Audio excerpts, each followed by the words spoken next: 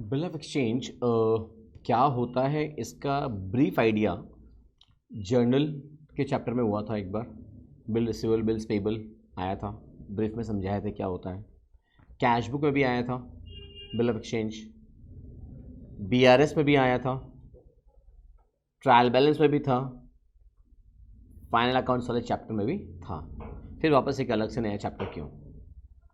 क्योंकि इस चैप्टर में हम लोग जर्नल एंट्री सीखेंगे इन the books of drawer, in the books of ड्रॉई। Drawer कौन होता है, ड्रॉई कौन होता है, सबसे पहला चीज। बिकॉज बिल ऑफ एक्सचेंज क्या होता है बेसिकली ये तो मालूम है, बट फिर भी उसका एक ब्रीफ इंट्रोडक्शन देंगे। सपोज मैंने आपको गुड सेल किया है, आपने बोला पेमेंट 3 महीना बाद, अपना बात हो गया था ना। सपोज मैंने आपको 1 लाख का गुड सेल किया है, पेमेंट मुझे आप 3 महीना बाद करोगे। मैं अगर चाहूँ आपसे बात हो जाए, मैं चाहूँ अगर, तो मैं आपके ऊपर एक बिल ड्रॉ करता हूँ। मैं ड्रॉ कर रहा हूँ। ड्रॉ करने का मतलब क्या है? ऑन अ लीगल पेपर मैं लिख रहा हूँ पे to Gautam Duggad or his order, pay to Gautam Duggad or his order a sum of ₹1 lakh 3 months after date. Now जब मैंने ये लिखा on a legal paper, on a stamp paper, it is actually not a bill, it's only a draft. It's only a draft, drafting जिसको बोलते हैं, कोई letter draft करना, draft a letter, it's just a draft. Why? Because मैं 1 लाख क्यों, मैं 1 करोड़ लिख दूं, 100 करोड़ लिख दूं, कुछ भी लिख सकता हूं। ये बिल ऑफ एक्सचेंज तब बनेगा जब मैंने जिसके ऊपर ड्रॉ किया है वो उसके ऊपर एक्सेप्टेड लिख के अपना सिग्नेचर करके मुझे दे देता है वापस। मैं जिसे ड्रॉ किया था बिल, तो जो ड्रॉ कर रहा है इज अ ड्रॉवर, जिसके ऊपर ड्रॉ किए हैं ही इज अ ड्रॉई। ड्रॉवर के लिए क्या होगा ये? Bills receivable. ड्रॉई के लिए क्या हो जाएगा? Bills payable. मेरे लिए एसेट है, आपके लिए लायबिलिटी है। इसलिए याद होगा बैलेंस शीट में हम लोग बिल रिसीवेबल को एसेट में लिखते हैं, बिल्स पेबल को लायबिलिटीज में लिखते हैं। या ट्रायल बैलेंस का चैप्टर याद करो तो बीआर डेबिट में आता है, बीपी क्रेडिट में आता है। नाउ ये बिल जो आपने मुझे दे दिया, आपने दिया, मैंने नहीं दिया था, मैंने जो दिया था तो सिर्फ एक ड्राफ्ट था। आपने बिल एक्सेप्ट करके मुझे दिया, तो बिल आपने दिया मुझे। उस बिल के साथ नेक्स्ट 3 महीना में मैं चाहूं तो 4 ऑप्शंस है, 4 ट्रीटमेंट मैं कर सकता हूं। एक ऑप्शन है मैं चाहूं तो बिल को अपने पास में रख लूं, अपने पास में रखूंगा तो ऑन द ड्यू डेट उस बिल का पैसा लेने आपके पास कौन जाएगा? मैं ही जाऊंगा। आपके पास 2 ऑप्शन है सिर्फ, आप या तो ऑनर कर सकते हो या डिसऑनर। ऑनर होने का मतलब भी जर्नल के चैप्टर में, कैशू के चैप्टर में, बीआरएस में भी आया था। ऑनर होने का मतलब पेमेंट कर देना, डिसऑनर का मतलब पेमेंट नहीं करना। तो मेरा पहला ऑप्शन है I can retain the bill in hand till maturity. Second option वो भी जर्नल में कैशू में किए थे, I can get the bill discounted with the bank. मैं चाहूं तो बिल को इमीडिएटली बैंक के पास ले जाऊं। नॉर्मली बैंक वो होती है, ऐसे बैंक में डिस्काउंट कराऊंगा जिसमें आपका मेरा अकाउंट है। बैंक वाले को मैं भी बिल दे दूंगा, मैं बोलूंगा भैया मुझे पैसा भी दे दो, आप अपने कस्टमर से, बिकॉज आप उस बैंक के कस्टमर हैं, आप उससे बाद में पैसा ले लेना। बैंक वाले फैसिलिटी प्रोवाइड करते हैं। तो बैंक वाला ऑब्वियसली 1 लाख के अगेंस्ट मुझे 1 लाख तो नहीं देगा, कुछ कम देगा। वो जो कम देता है, जो काटता है, उसको क्या बोलते हैं? Discounting charges. याद है? डिस्काउंटिंग करा के पैसा मुझे मिल गया, सपोज मुझे 98,000 मिला। अब ऑन द ड्यू डेट आपसे पैसा लेने, इन दैट केस कौन जाएगा? बैंक वाला जाएगा। आपके पास अगेन वही 2 ऑप्शन है, आप चाहो तो बैंक वाला पेमेंट कर दो, ऑनर तो कहानी खत्म, एंड चाहो तो डिसऑनर कर दो। अगर आप डिसऑनर कर देते हो तो कैश बुक में, बीआरएस वाले चैप्टर में हम लोग सीखे थे, अगर आप डिसऑनर कर देते हो, पेमेंट नहीं करते, बैंक वाला क्या करेगा? मेरे अकाउंट से पैसा निकाल लेगा, बिकॉज मेरा भी अकाउंट उसी बैंक में है। वो मेरे अकाउंट को डेबिट कर देगा उतना रुपया से, कितना? पूरा 1 लाख से, पूरा 1 लाख से। भले ही उसने 98,000 दिया था तो क्या हुआ, उसको आपसे कितना लेना था? 1 लाख लेना था। प्लस इसमें याद होगा कभी कभी बीआरएस के चैप्टर में आया था, नोटिंग चार्जेस लगता है।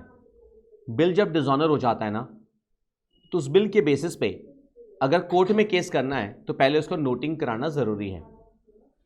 तो जब भी डिस्काउंटिंग होगा एंड डिसऑनर अगर होता है तो नॉर्मली नोटिंग चार्जेस तो रहेगा। सपोज नोटिंग चार्जेस 1000 रुपये लगा बैंक वाले से, बैंक वाले से लगेगा, बिकॉज नोटरी पब्लिक जो जा रहा है नोटरी पब्लिक जो गवर्नमेंट का ऑफिसर है वो नोटिंग करने का, ठप्पा लगाने का पैसा उसी से लेगा जो उसके पास जाएगा। तो सिंस डिस्काउंटेड बिल था, लास्ट मोमेंट पे on the due date bill किसके पास में था? बैंक वाले के पास में। तो नोटिंग कराने वही जा रहा है, उससे लग रहा है।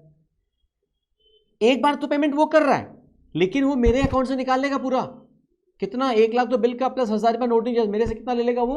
1,01,000। एंड मैं वो पैसा किससे मांगूंगा? आपसे मांगूंगा, ड्रॉई से मांगूंगा। हमको ये सब की एंट्री सीखनी होगी। तीसरा सिचुएशन है जो मैं कर सकता हूं, मैं चाहूं तो उस बिल को एंडोर्स कर सकता हूं, वो बिल मैं किसी और को पास ऑन कर सकता हूं। मुझे बिल वेदिका से मिला था, मैं चाहूं तो अब वो बिल कोमल को एंडोर्स कर दूं, फिर कोमल चाहे तो उस बिल को कृष्णा को एंडोर्स कर दे। सपोज कृष्णा को एंडोर्स किया गया, लास्ट मिनट बिल कृष्णा के पास में है। On the due date drawee के पास पैसा लेने कौन जाएगा? कृष्णा। हाँ या ना? अगेन ड्रॉई के पास 2 ऑप्शन है, वो चाहे तो ऑनर कर दे, चाहे तो डिसऑनर कर दे। एंड इसके बीच में ये भी हो सकता है कृष्णा के पास जो बिल था अब वो फर्दर एंडोर्स नहीं करे, वो चाहो तो उसको डिस्काउंटिंग करा सकती है। तो अपने को यहां पे ड्रॉवर के बुक्स में, ड्रॉई के बुक्स में, एंडोर्सीज के बुक्स में, एंडोर्सी कौन होता है? जिसको बिल एंडोर्स किया गया, उसकी भी एंट्री सीखनी है। चौथा ऑप्शन, बहुत ध्यान से सुनना, चौथा ट्रीटमेंट जो मैं कर सकता हूं, मैं अभी तक क्या ट्रीटमेंट किया? रिटेन इन हैंड, उसका एंट्री सीखेंगे क्या होगा? Discounting, endorsement. चौथा ऑप्शन हो सकता है कि मैंने जो बिल वेदिका पे ड्रॉ किया था, वेदिका बैंगलोर में रहती है, मैं तो कोलकाता में हूं, मैंने ड्यू डेट तक बिल अपने पास में रखा। अब ऑन द ड्यू डेट या तो मुझे बैंगलोर जाना पड़े पैसा लेने के लिए, अगर मान लो ये बिल 20,000 का था, 30,000 का था, तो उसके लिए बैंगलोर आना जाना पोसाएगा मेरे को? तो कोविड के टाइम में तो और भी नहीं पोसाएगा। तो क्या करूं मैं? अब मैं चाहूं तो वो बिल बैंक वाले को दे देता हूं ड्यू डेट से जस्ट पहले, डिस्काउंटिंग नहीं करा रहा हूं, लेकिन मैं अब बैंक वाले एक और फैसिलिटी प्रोवाइड करते हैं, कलेक्शन ऑफ बिल्स। सपोज मेरा bank state bank of India है, तो उसकी तो ब्रांचेस ऑल ओवर इंडिया सब जगह ही है। मैं वो बिल मेरी बैंक वाले को देता हूं कि भैया इस बिल का मुझे कलेक्शन करा दो। तो मैंने वो बिल बैंक वाले को दे दिया, बैंक वाला आपके पास जाएगा, आपसे कलेक्शन करके मुझे पैसा दे देगा। आपने पेमेंट कर दिया तो ऑनर हो गया, आपने पेमेंट नहीं किया तो डिसऑनर हो गया। तो ड्रॉवर, ड्रॉई एंड एंडोर्स सबके बुक्स की एंट्रीज अपने को सीखनी है। ये समझ में आई इस चैप्टर में क्या है? जर्नल एंट्रीज ही आती है। इसलिए आपको याद होगा जर्नल्स के क्लास में बार बार बोला था, journals are the very base. हर जगह जर्नल एंट्रीज तो डेफिनेटली आएगी। तो जर्नल्स के base along with the golden rules सब कुछ क्लियर होना बहुत जरूरी होता है। Before moving into the journal entries, पहले कुछ एक थियोरेटिकल पॉइंट्स हम लोग को नोट डाउन कर लेना है। जैसे आपने सुना था, मैंने कहा कि मैंने बिल आप पे ड्रॉ किया। सपोज मैं बिल ड्रॉ करता हूं 1 जनवरी को, ध्यान से सुनना। अब 3 महीने का बिल है, तो उसका 3 महीना पूरा कब होगा? 1 अप्रैल को। हाँ या ना? 1 जैन को मैंने बिल ड्रॉ किया,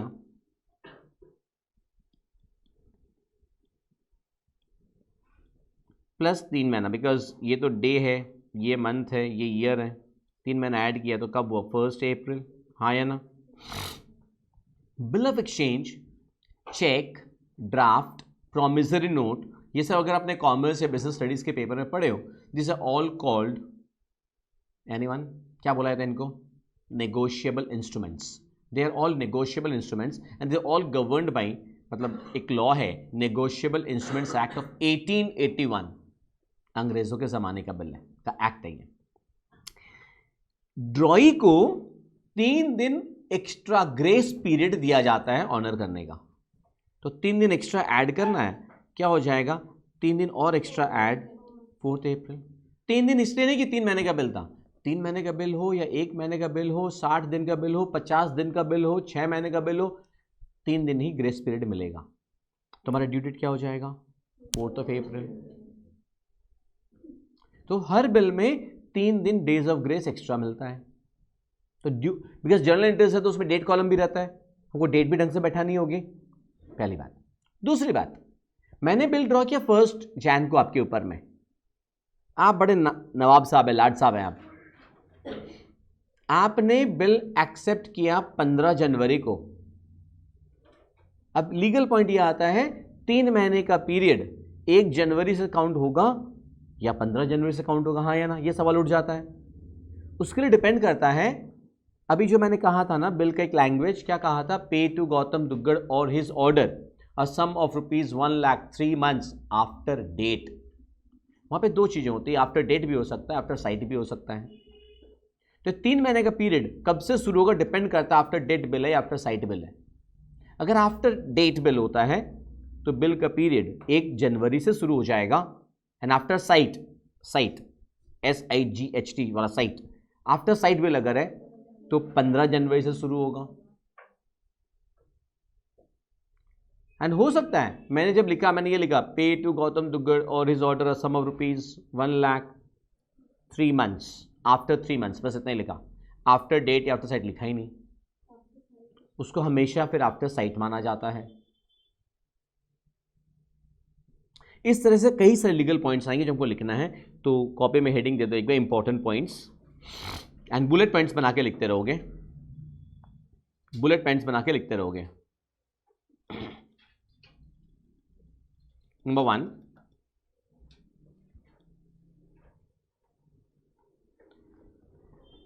normally 3 days of grace are allowed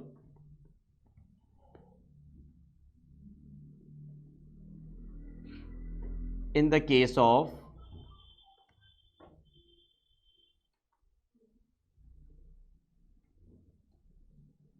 all bills. 3 days of grace are allowed in the case of all bills.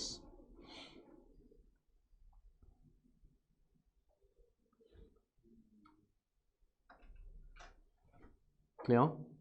Next bullet point. No days of grace are allowed. No days of grace are allowed. No days of grace are allowed in the case of, इन बहुत neatly लिखे हुए points बहुत important है, ठीक है ना। In the case of, अब invert commas में, on demand, on demand would be invert commas, underline भी कर लेना, invert comma close, bill, on demand bill, comma, at sight, at sight would be invert commas, underline कर लेना, at sight, invert comma close, bill, and on presentation bill, on presentation would be inverted commas.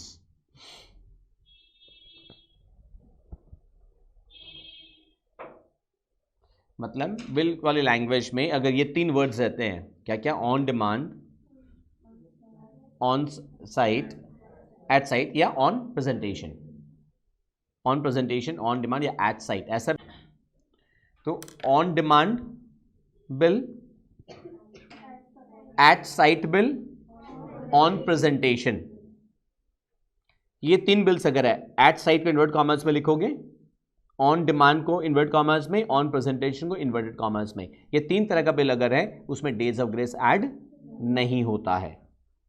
Clear? In that case अगर 1 जैन का bill है and on demand bill है तो वो 1 अप्रैल उसका due date हो जाएगा। Clear? Next bullet point, in the case of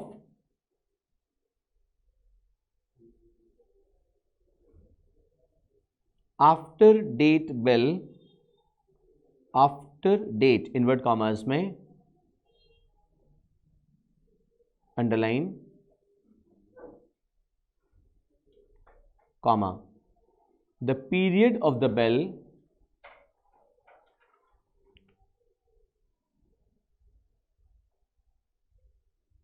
starts from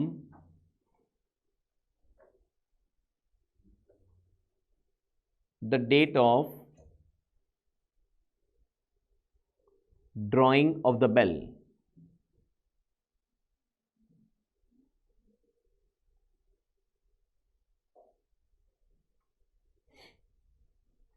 next bullet point, in the case of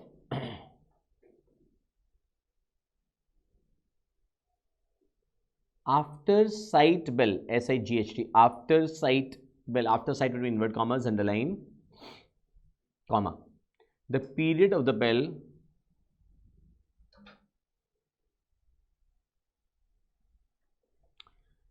starts from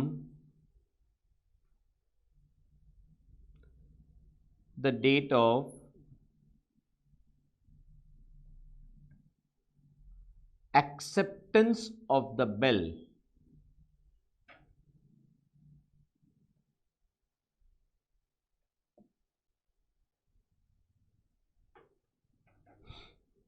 next bullet point, if nothing is mentioned,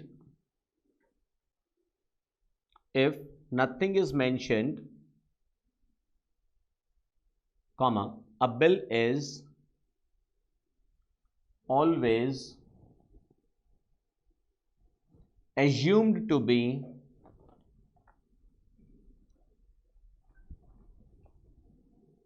after sight bill.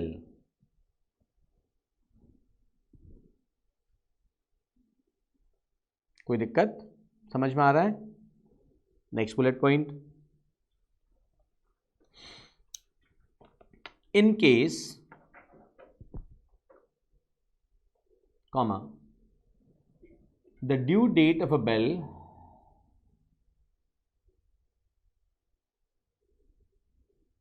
falls on a day which is a public holiday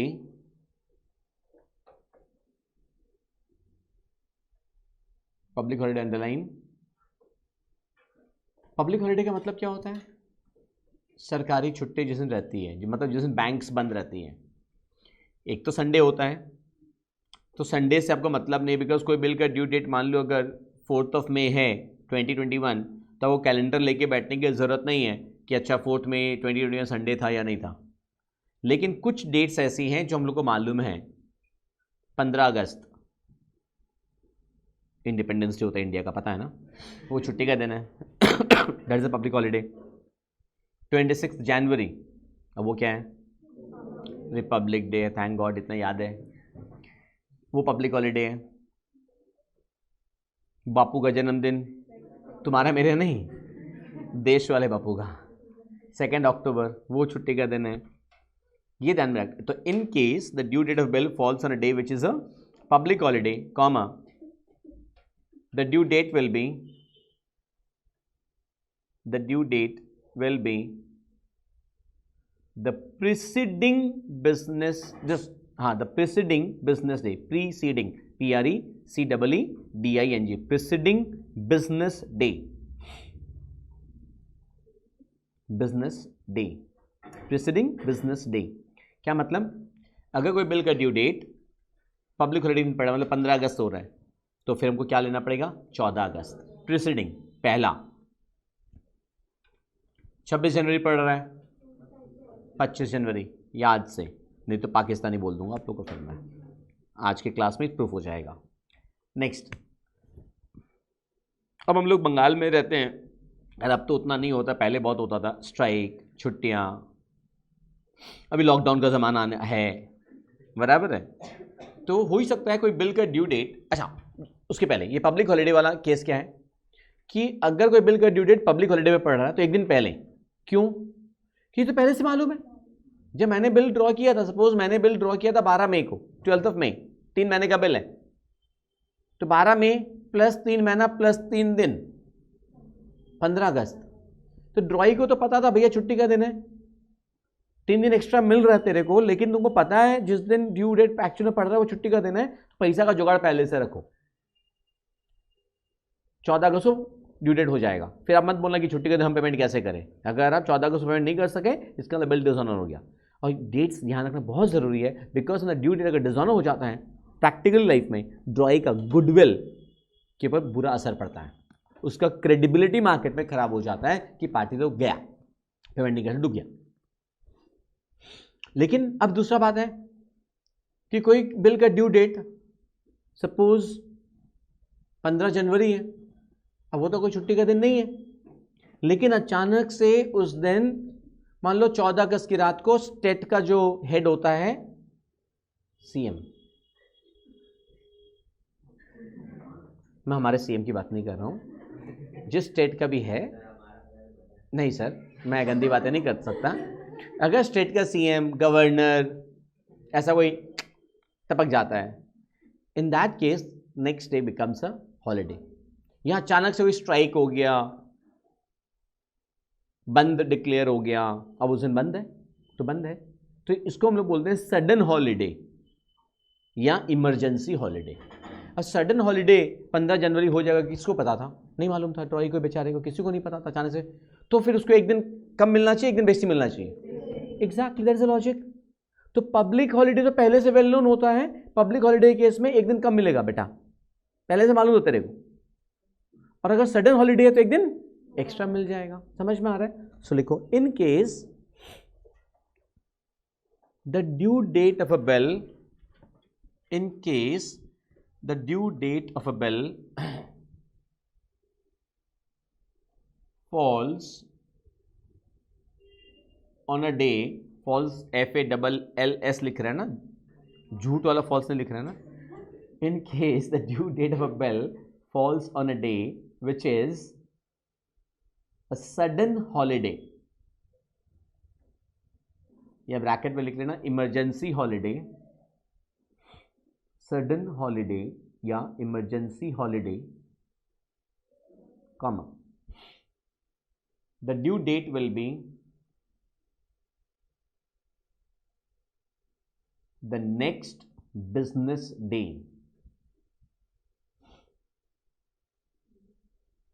next business day।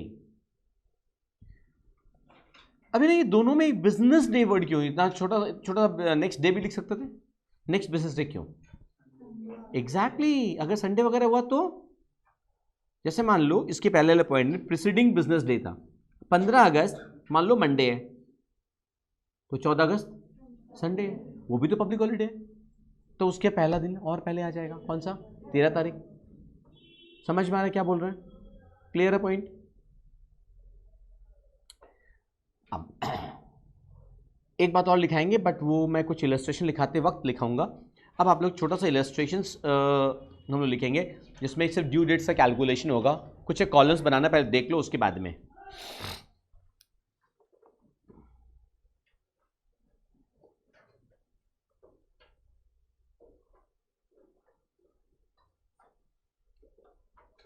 Date of drawing,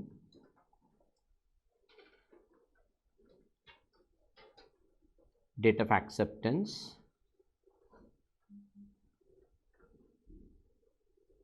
period of bill,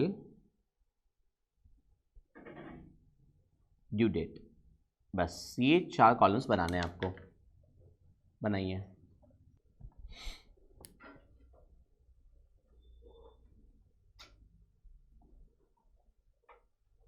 date of drawing 1 April 2021, date of acceptance 10 April 2021, period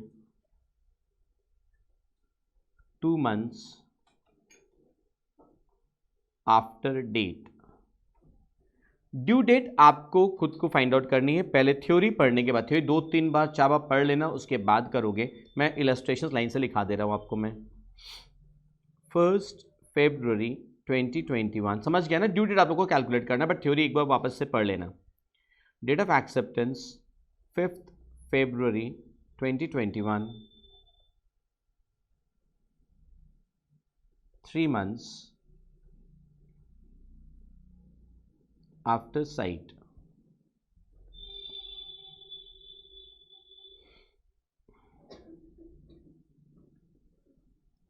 April 2021, sorry, 10th April 2021, date of acceptance 12th April 2021,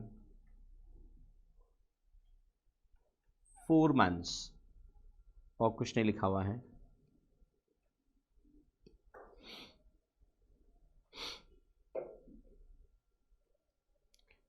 23/11/2021,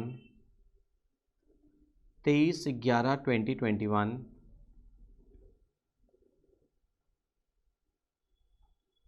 2 months after date.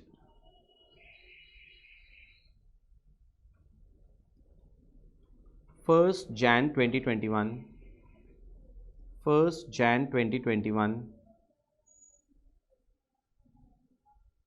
90 days.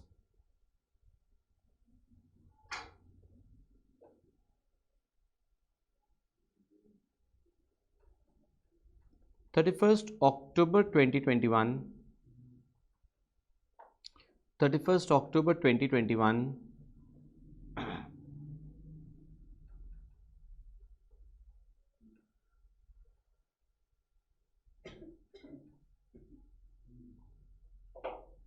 4 months.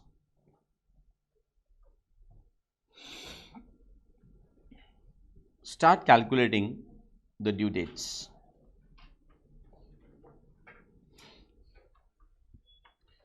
Try out yourself first. देखो पहले वाले में क्या होगा हमारा answer, 4/6/2021.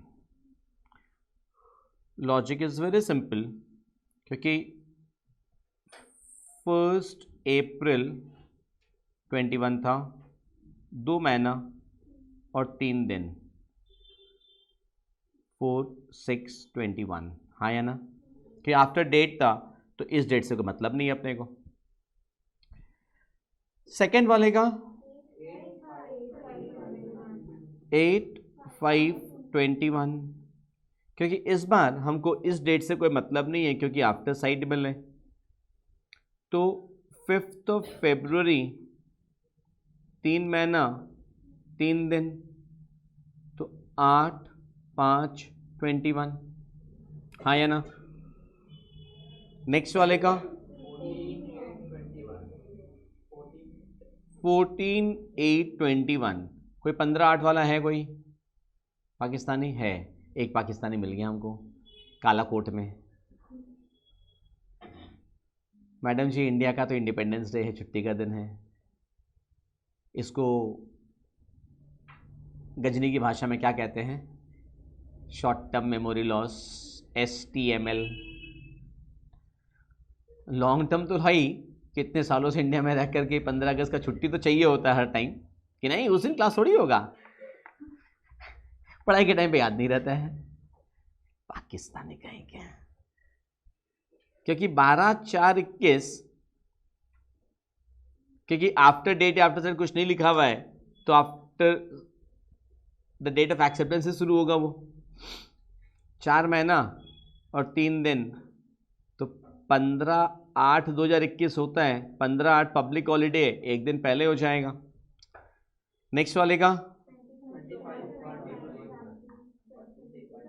कोई 26 तारीख वाला है?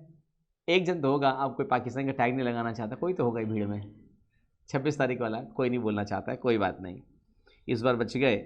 23/1/2022. हाँ या ना? नहीं सॉरी, 25 जनवरी 2022 कि 23 नवंबर के बाद 2 महीना प्लस 3 दिन, 26 जनवरी आ जा रहा है, रिपब्लिक डे है, एक दिन पहले लेना होगा. है चोर है यहाँ पे, उसने हाथ नहीं रेस किया था, चोर है यहाँ पे, पाकिस्तानी है. तो 25 जनवरी हो जाएगा. डेज 90 डेज, 90 डेज वाले में आप 3 महीना नहीं गिन सकते. Please remember, 90 days does not mean 3 months. Days मतलब डेज में ही काउंट करना है. 40 डेज रहेगा तो क्या करेंगे आप, डेज में ही काउंट करना है. तो अब क्या होगा, जनवरी में कितना दिन, 31, ये याद है ऊपर नीचे 31, वो दिन काउंट होगा. फेब में 28, मार्च में 31, ये सब कुछ मिला के कितना हो रहा है, 90. मतलब 31 मार्च हो जा रहा है, प्लस 3 दिन days of grace, 1st, 2nd, 3rd April, it's not 4th April, will be 3rd अप्रैल। समझ में आ रहा है क्या बोल रहे हैं? 3rd April, sorry 21। Is that portion clear? Next वाले का नहीं, अब बहुत ध्यान से, 31 अक्टूबर के बाद 4 महीना पूरा कब होता है? Now that is a question mark, क्योंकि ये 4 महीना पूरा तो फरवरी में होगा, 30th February, 31st February, but फरवरी में तो 31 होता नहीं है, 30 भी नहीं होता है, 29 तो कभी कभी होता है। अभी कोई बिल जैसे मान लो 30th नवंबर को ड्रॉ हुआ है,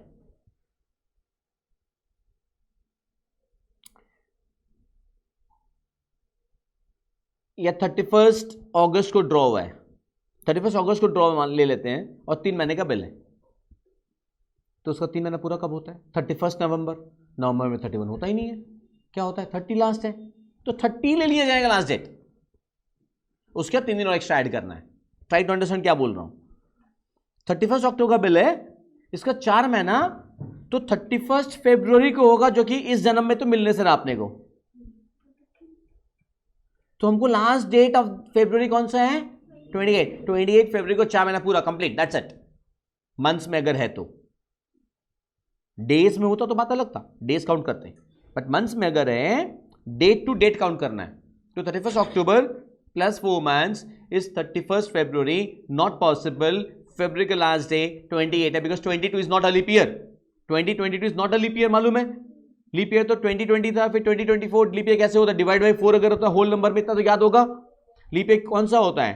जो ईयर, पूरा ईयर को अगर आप डिवाइड बाई 4 करते हो एंड होल नंबर में डिवाइड होता है, that is a leap year. तो 2020 is not a leap year, तो लास्ट डेट कौन सा? फिर 28 फरवरी में 4 महीना पूरा कंप्लीट, 3 दिन एक्स्ट्रा ऐड करना है, 3rd मार्च, 1st, 2nd, 3rd मार्च, राइट? आप लोगों ने इन्होंने 7th मार्च जोड़ा, वो कैसे जोड़ा? आप लोग 3 दिन उधर का ले लिए थे, उधर में वो नहीं लेना आपको। आ रहा समझ में? एक्सक्यूज मी, 3rd मार्च 2022, यह है समझ में? डेट्स क्यों इंपॉर्टेंट है? 2 रीजन। एक तो कंप्लीट सम्स में हमको जर्नल के फॉर्मेट में डेट लिखना होता है, डेट गलत तो मार्क्स कटेगा। सेकंड, शॉर्ट क्वेश्चंस भी आता है, ऐसा कोई केस दे देगा, एक केस, उसका ड्यू डेट निकाल के बताओ, ये एमसीक्यूज आता है, एमसीक्यूज ही चाहिए आपको, उसलिए मैंने आपको ये चीज करा दिया, ठीक है? Now will move down towards journal entries. Clear?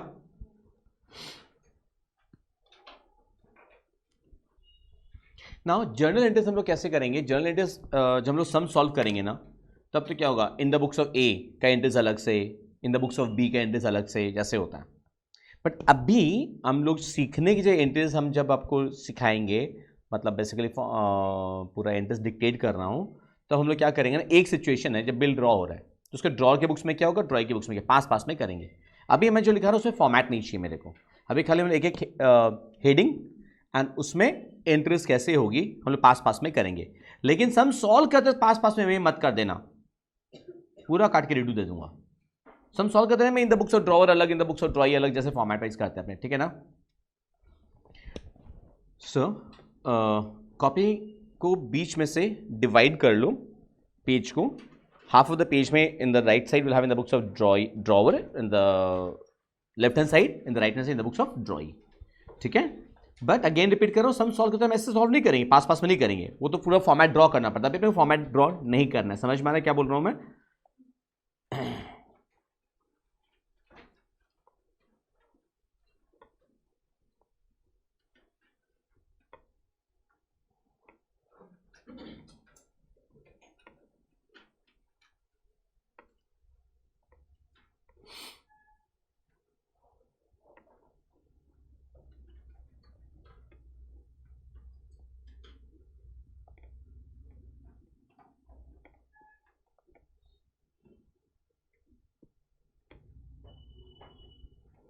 आ रहा समझ में? अच्छा, इंटरेस्ट भी आपको समझ में आ गया that there will be 4 different situations. उन चारों में अगेन 2-2 सिचुएशन होगा। 4 सिचुएशन किसके लिए? इन द बुक्स ऑफ ड्रॉवर के लिए, ड्रॉवर के पॉइंट ऑफ व्यू से। एंड ड्रॉइंग के पॉइंट ऑफ व्यू से 2 सिचुएशन होगा, वो ऑनर भी कर सकता है, डिसऑनर भी।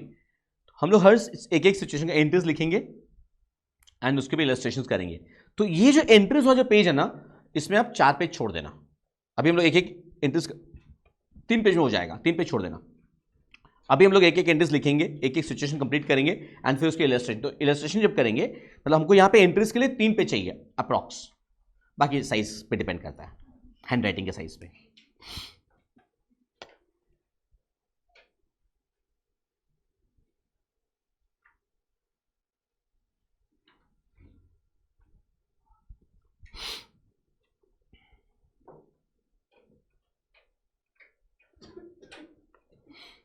For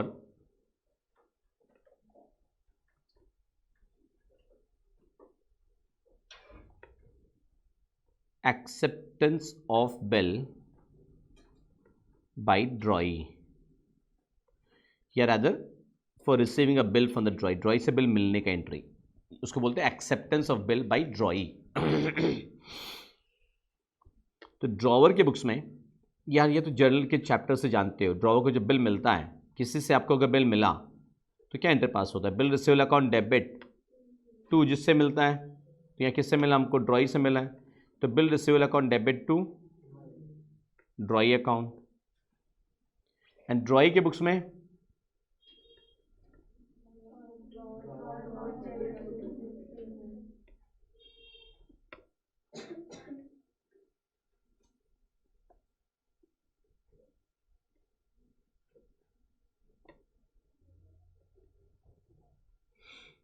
कोई दिक्कत?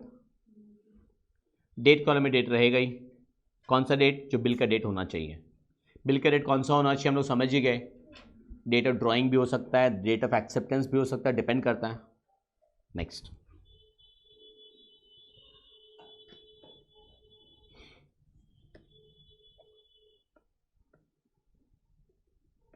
नंबर 2,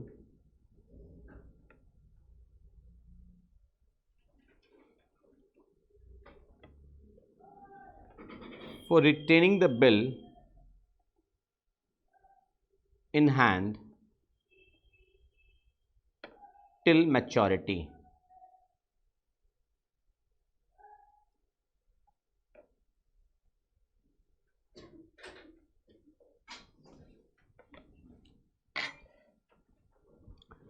तो बिल मिल गया, अब उसको ड्रॉई अपने पास में रख रहा है till the date of maturity, कोई फर्क नहीं पड़ता, कोई एंट्री पास नहीं होना अलग से, राइट। तो उसका तो नो एंट्री अलग से कुछ भी, अपने हाथ में रखने को एंट्री होने से रहा। अब 2 सिचुएशन हो सकता है, क्या? ऑनर या डिसऑनर।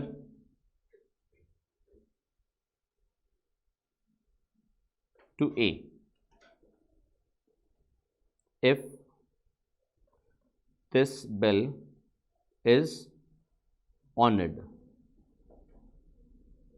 honored का मतलब बिल का पैसा मिलेगा अपने को, तो अपने को बिल का पैसा मिलेगा तो अपने बुक्स में क्या एंट्री पास होगी?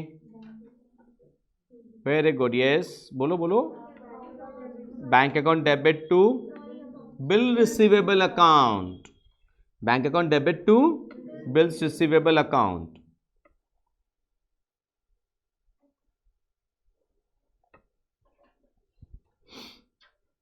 और यही एंट्री उसके बुक्स में क्या होगी? Correct, bills payable account debit to bank.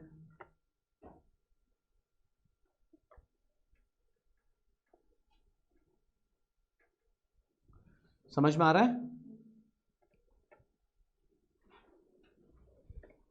2B, second situation क्या हो सकता है? Dishonour. if this bill is dishonored,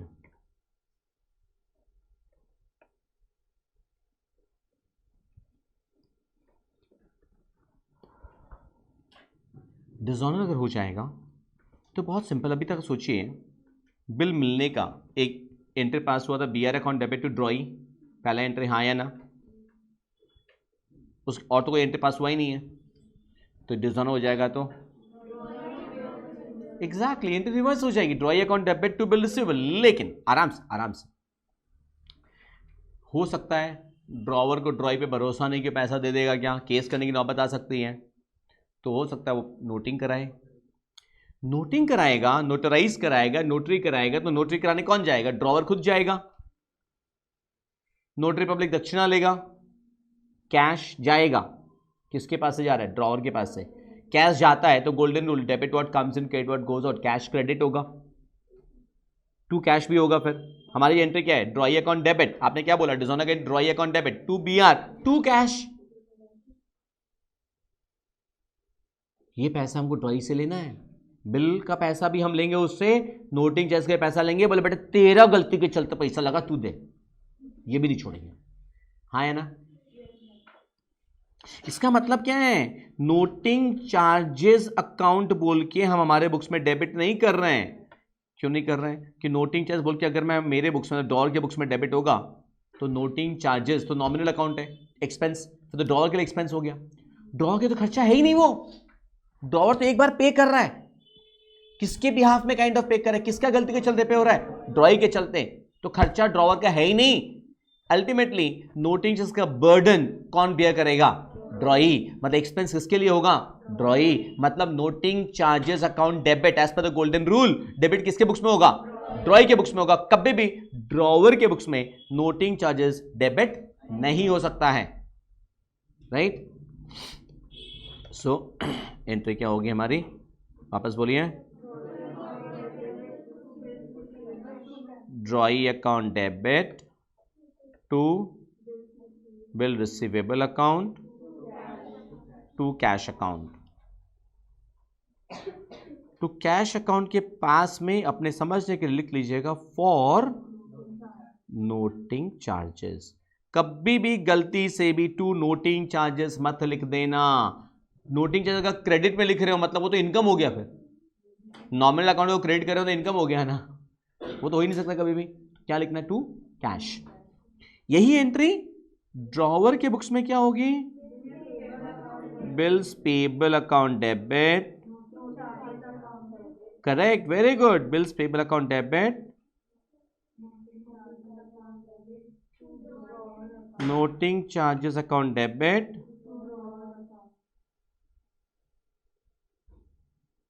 to drawer account. समझ में आया? ये एक सिचुएशन हम लोग कंप्लीट किए। अब इसके बाद हम लोग इलस्ट्रेशंस करेंगे। तो मैंने क्या कहा, यहां पे आप 2 पेज में काम हो जाए, बट फिर एक पेज एक्स्ट्रा छोड़ दो, आप 3 पेज छोड़ दो, ठीक है? टोटल 3 पेज, टोटल मतलब including this page. Number 1। Number 2, मैंने बीआर से एंट्रीज लिखाई है।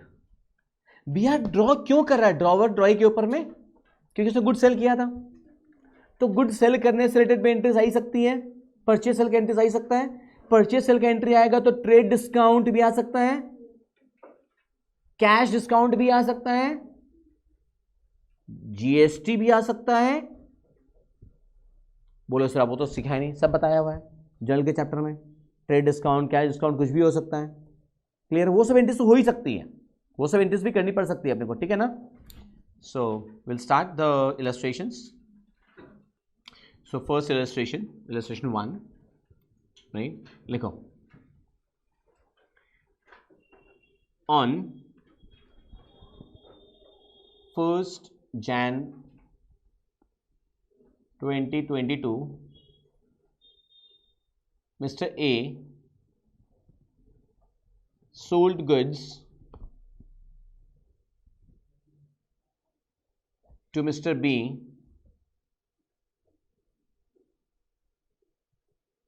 for rupees 1 lakh less 10% trade discount, less 10% trade discount.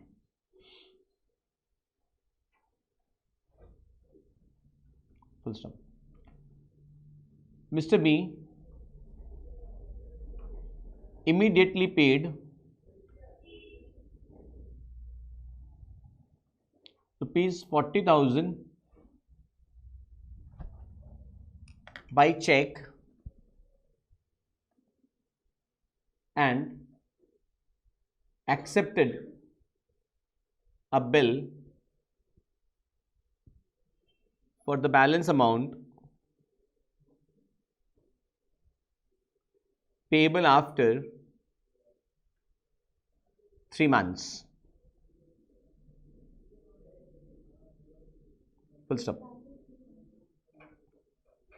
Full stop. On the due date,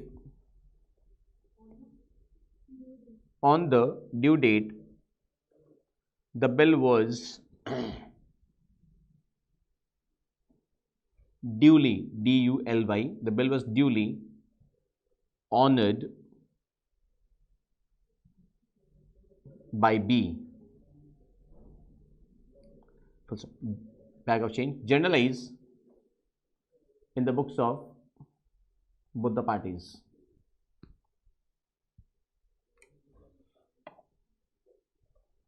Clear?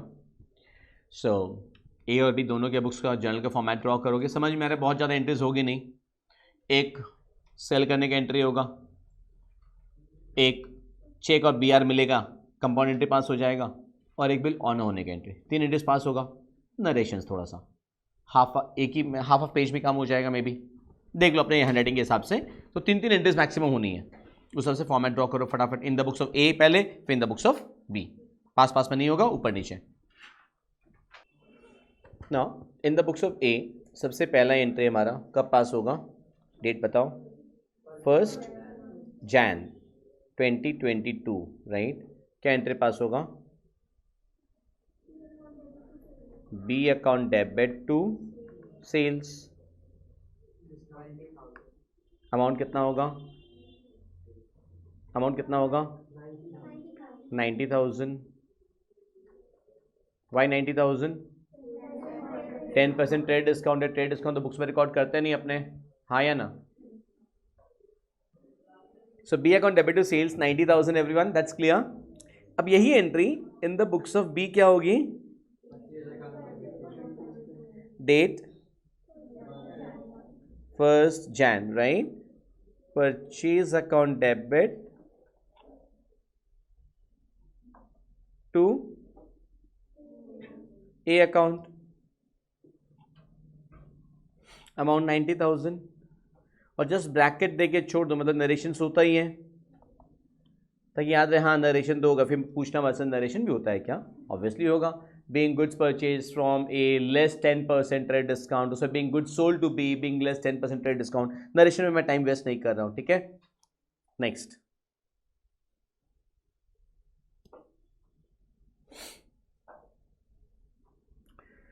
ए के बुक्स में नेक्स्ट एंट्री क्या होगी बताओ? बैंक अकाउंट डेबिट कितना रुपया होगा? 40,000. उसके बाद बिल मिल रहा है ना बैलेंस अमाउंट का. बैलेंस अमाउंट कितना होगा? ऑब्वियसली 50,000.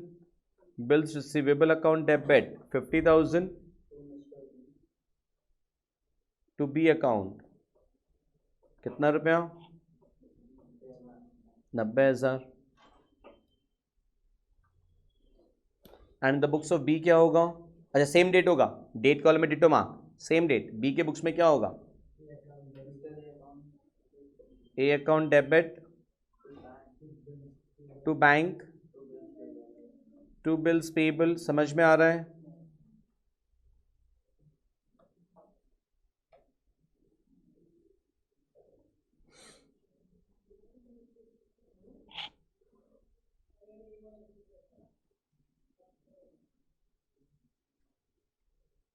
कोई दिक्कत?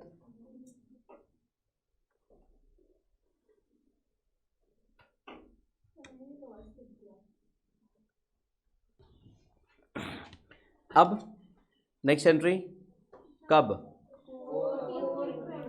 4 अप्रैल. Because due date right. 3 महीना प्लस 3 दिन. ए के बुक्स में क्या एंट्री पास होगा बताओ? Bank account debit to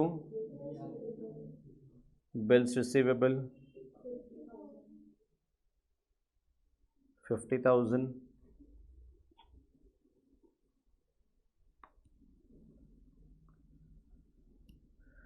be के बुक्स में अगेन डेट देना मत भूलना, 4 अप्रैल। क्या होगा? और ब्रैकेट्स दे देना नीचे सारे इंटरेस्ट में, क्या मतलब इन द रेशियो होगा bills payable account debit to bank. 50,000 आया समझ में? आज का क्लास में इतना ही रख रहे हैं, नेक्स्ट से हम लोग इसको आगे कंटिन्यू करेंगे। राइट ना?